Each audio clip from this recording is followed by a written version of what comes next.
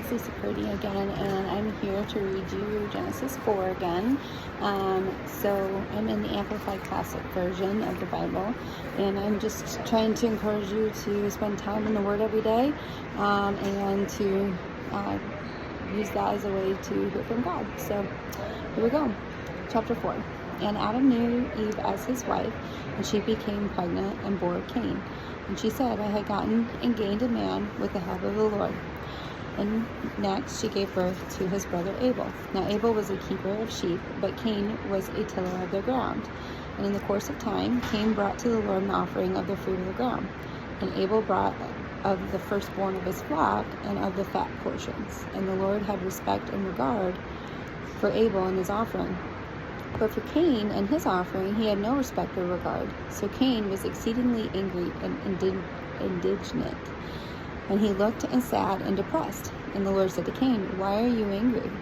And why do you look sad and depressed and dejected? If you do well, will you not be accepted? And if you do not do well, sin crouches at your door. Its desire is for you, but you must master it. And Cain said to his brother, Let us go out into the field. And when they were in the field, Cain rose up against Abel, his brother, and killed him. And the Lord said to Cain, Where is Abel your brother? And he said, I do not know. Am I my brother's keeper?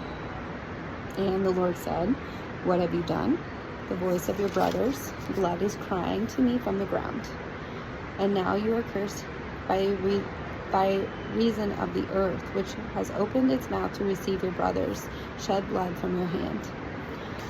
When you till the ground, it shall no longer yield to you its strength. You shall be a fugitive and a vagabond on the earth. Then Cain said to the Lord, My punishment is greater than I can bear. Behold, you have driven me out this day from the face of the land, and from your face I will be hidden, and I will be a fugitive and a vagabond and a wanderer of the earth, and whoever finds me will kill me.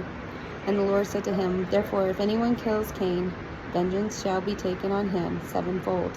And the Lord said, Set a mark or sign upon Cain, lest anyone find him should kill him.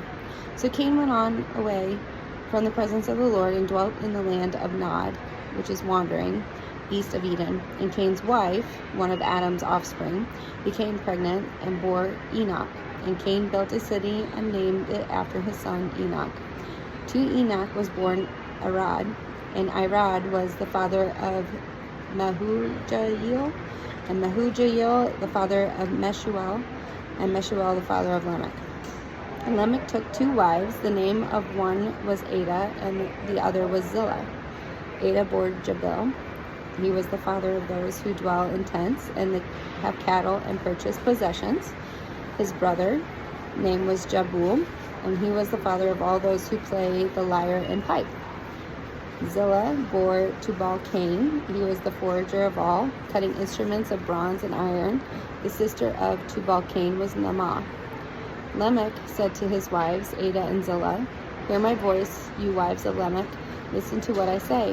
For I have slain a man merely for wounding me, and a young man only for striking and bruising me. If Cain is avenged sevenfold, truly Lamech will be avenged 77-fold. And Adam's wife again became pregnant, and she bore a son and named him Seth. For God, she said, has appointed for me another child instead of Abel, for Cain slew him. And to Seth also a son was born, whom he named Enosh. At the time men began to call upon God by the name of the Lord. A couple things. So I noticed that even though Adam and Eve had been sent away from the garden, you will notice that still Cain still heard from the Lord, because if you remember, the Lord called out to Adam, where are you? And then now here the Lord is calling out to Cain, where's your brother? So they still had a relationship where they spoke, despite the fact that they now lived in a land of sin. And then also you notice that as they are filling the earth, there is